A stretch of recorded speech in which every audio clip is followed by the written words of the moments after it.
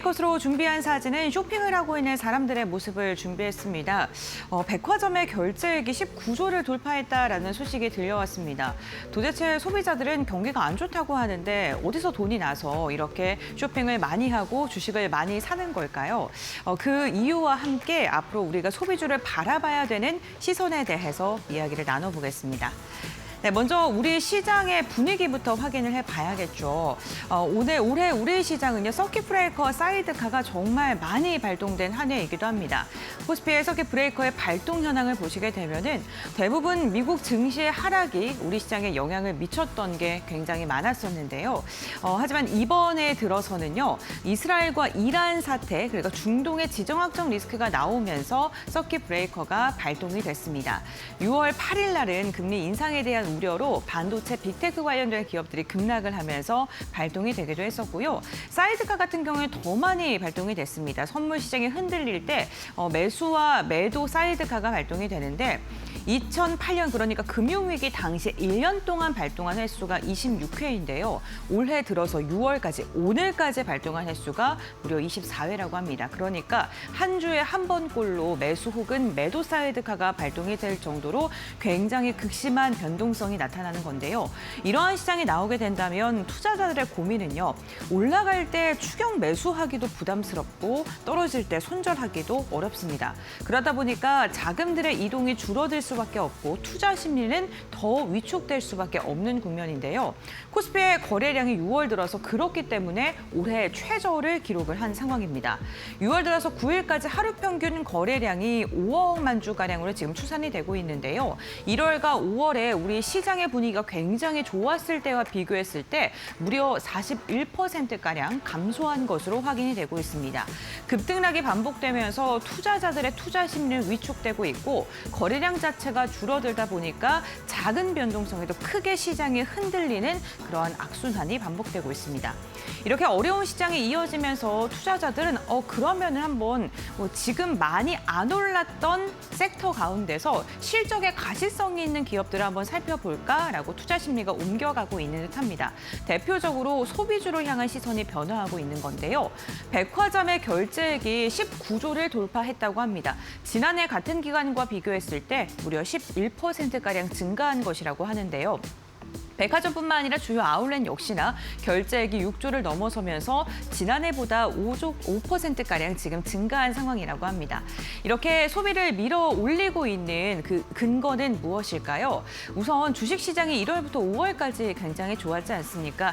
여기서 수익 실현을 한 투자자들이 이 자산을 소비로 이완시키면서 소비 관련된 특히나 명품과 관련된 소비가 급격하게 증가한 것으로 확인되고 있고요.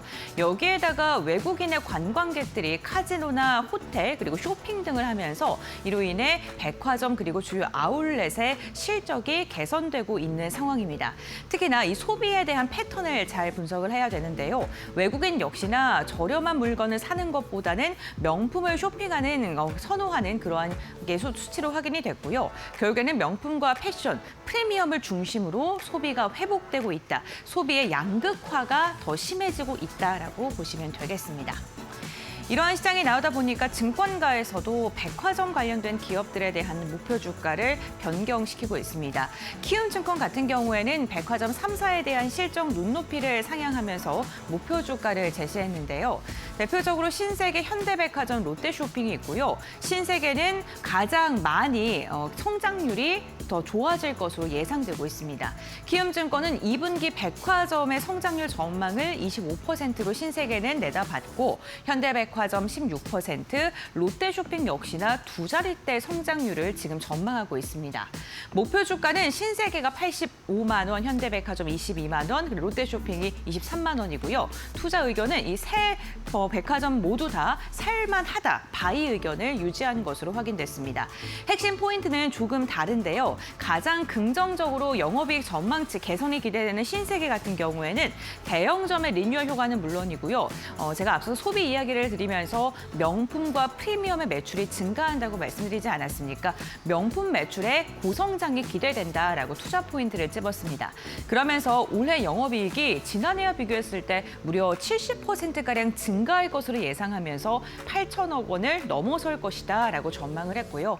현대백화점 같은 경우 더현대 서울이나 판교점을 중심으로 실적의 개선세가 진행이 되고 있고 외국인의 매출이 증가하고 있다라고 바라보면서 14%의 성장률. 다만 영업이익을 보게 됐을 때 3사 중에는 가장 낮은 성장률을 제시를 했습니다.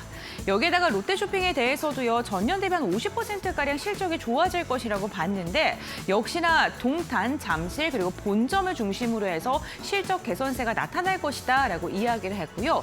할인점에 대한 반사 수혜가 기대된다라고 이야기를 했습니다. 여기 보시면 명품 매출의 고성장 그리고 현대백화점 같은 경우에는 더현대 서울이나 판교 그리고 롯데쇼핑도 본점이나 동탄을 이야기를 했는데요.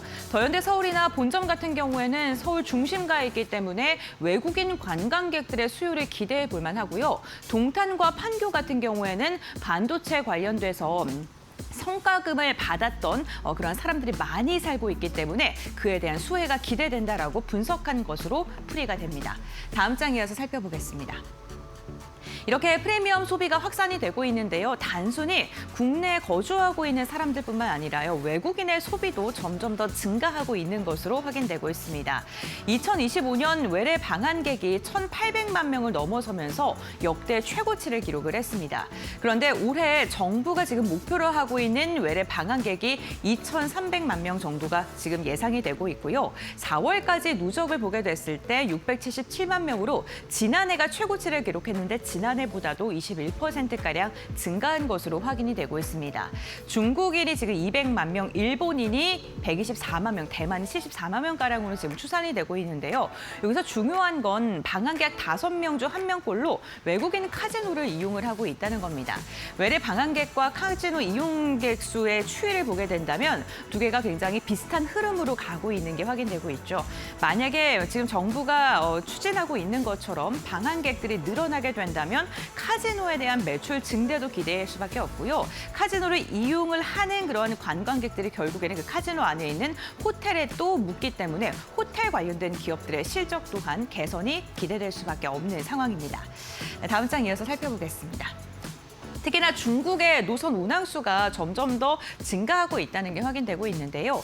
2016년에 가장 가파른 상승세가 나타났었고 2019년에는 다소 아쉬운 움직임, 연한 하늘색이 2019년입니다.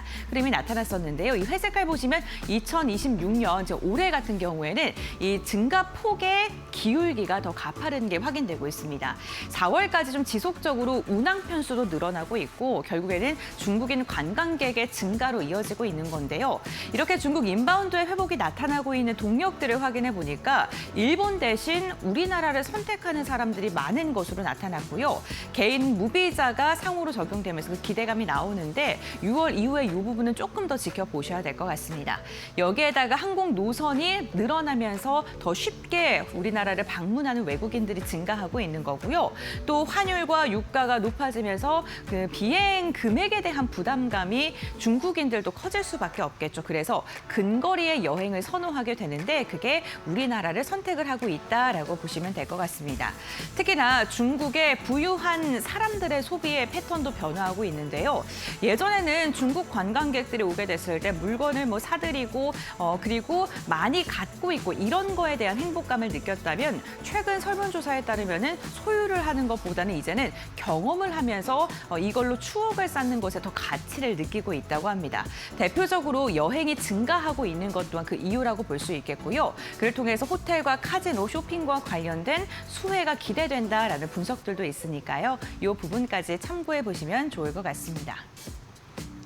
그렇다면 프리미엄 소비 수혜 업종은 어떤 게 있을까요? 백화점과 면세점, 관광객을 통해서 좀 기대를 해볼 만하고 카지노, 호텔뿐만 아니라 K뷰티에 대한 관광 소비가 증가하면서 화장품 관련된 기업들이나 의류와 명품 쪽도 좀 주목을 해보셔야 될 것 같습니다.